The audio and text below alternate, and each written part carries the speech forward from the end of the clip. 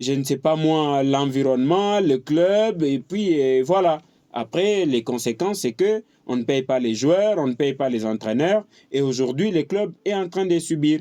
Et c'est grave, parce que Vita Club a besoin de se reconstruire. Mais comment le club va se reconstruire sans recruter? C'est devenu compliqué. On a amené un entraîneur. Est-ce que c'est avec ces vieillards des joueurs qu'on a vus la saison dernière qu'il va construire une équipe qui va permettre à l'AS Vita Club de revenir, ou c'est en recrutant des joueurs de qualité que ça va permettre avec Vita Club de s'en sortir? Donc c'est une situation dans laquelle une situation difficile dans laquelle on vient mettre le club, qui va encore le coûter, je crois, pour les 2 prochaines saisons, parce que la sanction court jusqu'à l'été 2026. Voilà, un ajout, Christian. Moi, en tout cas, sur le problème de V-Club, il y a des personnes qui doivent être recherchées et peut-être répandues. Vous savez pourquoi? Mais Vous imaginez quand vous aviez un président comme Tango Fort qui fait un bon travail, mais un monsieur se réveille de 4 au matin, il ne donne rien à l'équipe et il s'est dit non, le président ne gère pas bien, il faut le chasser. Voilà la première personne qu'il faut arrêter. C'est lui qui avait bien évidemment envoyé le fanatique à commencer à raconter des choses. La première personne. La deuxième personne, la personne qui nous a amené, le monsieur, c'est dit, Djabou, c'est qui? Amadou Diaby. Voilà. Vous imaginez, vous confondez la musique et les sports. Et puis les sports dans quel pays? En RDC, où le gouvernement ne donne rien aux équipes. Vous voulez venir avec des discours, je ne sais pas, on peut appeler comment ces discours-là, des longs discours, et puis vous allez aider l'équipe. Il a fait quoi jusque-là, à part laisser de dettes au sein de cette formation? Voilà. Vous aviez quelqu'un qui pouvait bien évidemment aider l'équipe de V-Club. Quelqu'un qui, avec une politique quand même honorable, qui avait besoin à tout moment, V-Club avait la possibilité d'aller soit jouer la Ligue des Champions, soit jouer à la Coupe de la Confédération. Et en jouant déjà ces genres de compétition, parce que V-Club parvenait même à arriver à l'étape de quart de finale, à l'étape de la phase de groupe, où la CAF donnait même quelque chose à ces gens d'équipe qui participaient à ces niveaux de compétition. Vous voyez?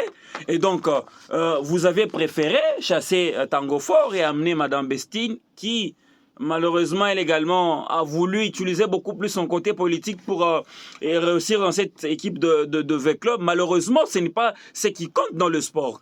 Quand vous venez avec des ambitions politiques pour prendre une équipe, vous allez en tout cas tomber dans des histoires que vous ne maîtrisez pas. C'est parce qu'on connaît beaucoup de personnes qui sont arrivées, ils ont voulu d'abord postuler en 2023 et avant ils ont préféré prendre des équipes, même à Lubumbashi. Je ne préfère pas citer les noms de ces gens-là. Ils sont arrivés dans des équipes et ils ne font absolument rien aujourd'hui. Chercher un autre entraîneur, est-ce que le problème c'est l'entraîneur? Non. Le problème c'est d'abord l'équipe. Le moyen qu'on injecte dans cette équipe, le moyen qu'on injecte dans cet effectif. Raoul Chung leur avait demandé, donnez-moi juste un peu de moyens et je vais construire une bonne équipe de V-Club. Ils ont refusé. Et conséquence, il est parti. Jusqu'à aujourd'hui, ils n'ont même pas besoin de payer ses dettes. Quand on veut le rappeler, qui puisse accompagner Saber Jabrin qui a quitté le FC Tanganyika pour V-Club, c'est en quelque sorte une corruption morale. Pour qu'ils ne puissent pas aller, bien évidemment, très loin dans les sens de football, porter plainte contre cette équipe de V-Club parce qu'ils doivent beaucoup d'argent. Vous aimez Non, en tout cas, ils ont beaucoup d'argent donné à cet entraîneur. Et pourquoi ne pas lui faire confiance, lui donner son argent et lui donner le moyen qu'il faut pour qu'il puisse bien évidemment constituer une bonne équipe. C'est ce qui est à voir maintenant, ce que nous allons suivre maintenant, parce que vous imaginez les joueurs qui sont là, s'ils peuvent tenir toute la saison qui va commencer d'ici là. En tout cas, ce sera grave. Voilà, Christian Kissila, Richard Mouteta, on va, pour les quelques minutes qui nous restent, achever cette émission par ces sujets, contrats signés par les ministères national des sports et Monaco, AC Milan, les Football Club Barcelone. c'était impérieux de signer ce genre de contrat? Vous savez, les choses qui se passent en République démocratique du Congo, si on vous les explique, je ne sais pas comment est-ce que vous allez les comprendre. Bon, je pense c'est bien pour la République démocratique du Congo d'avoir une bonne image à l'extérieur, parce qu'il faudra, on le reconnaît, il faudra admettre que notre pays est généralement mal vendu à l'extérieur. Quand on voit un Congolais à l'extérieur, on pense toujours à la corruption, on pense toujours au détournement, on pense toujours à l'insécurité, on pense toujours à beaucoup de mauvaises choses, alors que nous sommes un pays qui peut aussi vendre certaines valeurs, notamment sur le plan touristique. Nous avons un pays beau et riche avec une belle flore et un bon climat. Nous avons beaucoup de choses en tout cas à vendre à travers le monde et nous voulons être ce pays-là. Quand on parle de nous et que les gens sachent que nous sommes la RDC, nous sommes aussi un pays solution pour les questions climatiques, etc., etc. Donc, il y a cette volonté-là de la part des autorités de soigner l'image de la République démocratique du Congo à l'extérieur. C'est comme ça que vous voyez toute cette bataille diplomatique, toute cette énergie qu'est en train de mettre le gouvernement dans les questions diplomatiques. Mais maintenant, revenons sur le plan sportif. Cette visibilité qu'on est allé chercher sur le plan sportif, ça va changer quoi? Ça va changer quoi? Si au pays, nous-mêmes, nous avons des problèmes, on ne cesse de les dire. Et on ne cessera jamais de les dire jusqu'à ce qu'on sera écouté. Nous sommes ici à Lubumbashi, deuxième ville de la République démocratique du Congo, capitale économique. Regardez les infrastructures sportives de l'État congolais. Nous avons le stade Kibasa Maliba, qui a à peine été réhabilité. Avec ce qui a à peine été réhabilité. Mais à part ça, quoi encore? Quoi encore? Parce que ça ne sert que pour la Ligue nationale de football et quelques matchs de l'entente urbaine de football de Lubumbashi, je crois quelques matchs de la Coupe du Congo, quelques matchs, etc., etc. C'est tout. Mais pour les matchs internationaux, Lupopo a souffert ici. Lupopo était obligé d'aller jouer à l'extérieur. Je parle de la situation que je maîtrise. D'abord, Lubumbashi. Lupopo était obligé d'aller jouer en Zambie, les matchs de la Ligue des Champions, et plutôt de la Coupe de la Confédération. Tout simplement parce qu'il n'y avait pas d'infrastructure ici. Lupopo était obligé d'aller jouer à Kinshasa parce qu'il n'y avait pas d'infrastructure.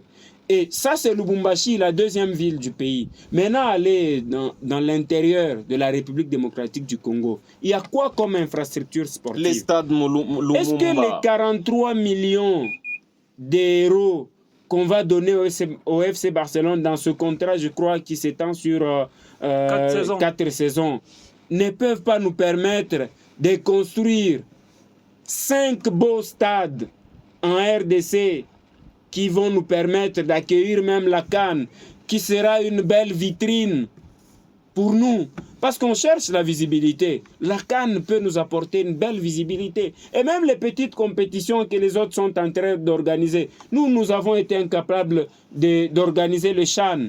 Nous sommes incapables de l'organiser. Alors que la Tanzanie, qui vient de découvrir le goût du football aujourd'hui, va abriter une compétition du CHAN. Est-ce que ça ne peut pas nous servir de visibilité? Quittons le football. On a les disciplines connexes. On a le volleyball, on a le basket, on a le handball, on a l'athlétisme, on a le cyclisme. On a beaucoup de disciplines qui sont beaucoup de disciplines sportives. Est-ce que vous regardez les infrastructures? Regardez les jeunes gens d'autrui qui prennent des risques d'aller jouer sur des terrains qui peuvent leur faire du mal. On a du talent, on a des gens qui ont de la volonté, mais pourquoi ne pas mettre cet argent-là? Parce qu'on va investir 43 chez Barcelone, on va investir 5 chez je crois, chez Monaco. On va investir 14 millions du côté de l'AC Milan. Est-ce que cet argent-là ne va pas nous permettre d'arranger d'abord nos problèmes à nous, infrastructures sportives?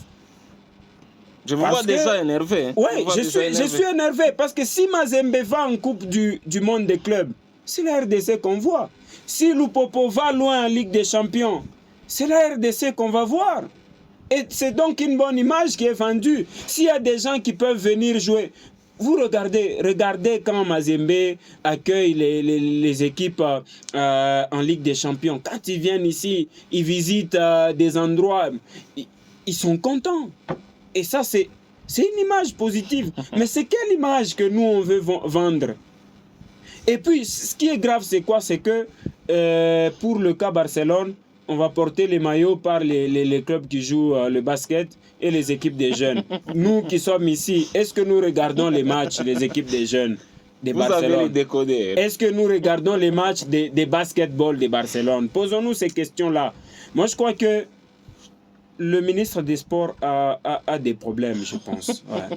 Il a des problèmes. Voilà. Il devrait au moins parler avec les sportifs. On a eu les états généraux qui attendent les moyens pour que les recommandations soient mises en œuvre. Est-ce que ça fait partie des recommandations des états généraux des sports? Et en plus, les budgets de la RDC, c'est déjà voté. Ouais, d'où proviendrait cet argent? C'est ça le problème. Bon, l'argent a déjà été versé. L'argent a été déjà versé pour la saison sportive 2025-2026. Oui, pour la saison sportive 2025-2026, ça a été versé, les 10 millions d'euros. Il y a aussi les 1, quelques millions d'euros qui ont été versés à l'équipe de Alors que la Linafoot souffre. Oui, on souffre. Mettez seulement 1 million dans ces 43-là. Vous prenez seulement 1 million de dollars comme cagnotte de la Ligue nationale de football. Mais les gens vont aller chercher des joueurs à l'extérieur. Les clubs en RDC aujourd'hui ne sont plus en mesure d'aller chercher les joueurs à l'extérieur parce qu'ils viennent jouer pour du beurre ici. Vous allez payer à un joueur 50 000 $ pendant que vous ne jouez que pour 100 000 $. Folie. Voilà. Non, 150. C'est grave. C'est ça la conséquence d'avoir déparachuté quelqu'un dans les sports. Parce que le ministre Didier Boudimbo, ce n'est pas un sportif. Ça, il faut l'admettre, ce n'est pas un sportif. C'est vrai qu'il y a eu des sportifs qui sont passés, qui ont échoué, mais lui, ce n'est pas un sportif. S'il y avait un sportif, il devrait faire au moins de l'équilibre. Voilà. Dans les contrats qu'il est en train de signer, pensez à nos championnats, pensez aussi, je ne sais pas moi, à cette question de visibilité. Voilà, Christian, dans les quelques minutes qui nous restent, votre réaction par rapport au contrat signé par les ministres des Sports et Loisirs? En tout cas, sur les sujets, j'ai beaucoup à dire. Mais malheureusement, on n'a plus de temps. Je voudrais rappeler au ministre qu'à Kananga, il n'y a pas de stade. Il a préféré signer un contrat qui ne va servir à rien à la RDC. Les 3 contrats, justement. Moi, je pense que il y a 2 gens qui se sont bien organisés ou saboter notamment ce que les autres sont en train de chercher à investir. C'est notamment les gens comme M. Boudimbo. Vous imaginez l'argent que dépensent les responsables de club et à la fin, ils ont 100 000 $ comme cagnotte pour le champion. Sans subvention. Hein? Sans rien. Mais c'est le ministre qui envoie 10 millions d'euros au FC Barcelone. Et puis, chose grave, RDC, cœur de l'Afrique, ça sera sur le maillot de l'équipe, notamment du basketball de Barcelone, 2 équipes d'âge. Vous voyez mon grand-père en train de suivre le match de basket. Qu'est-ce qu'il a gagné dans tout ça? Il va gagner quoi? Quand d'abord pour suivre le match de l'équipe nationale, il s'est dit il a même des difficultés pour suivre ce match. Qu'est-ce que du match de l'équipe de basketball du FC Barcelone? Vous imaginez?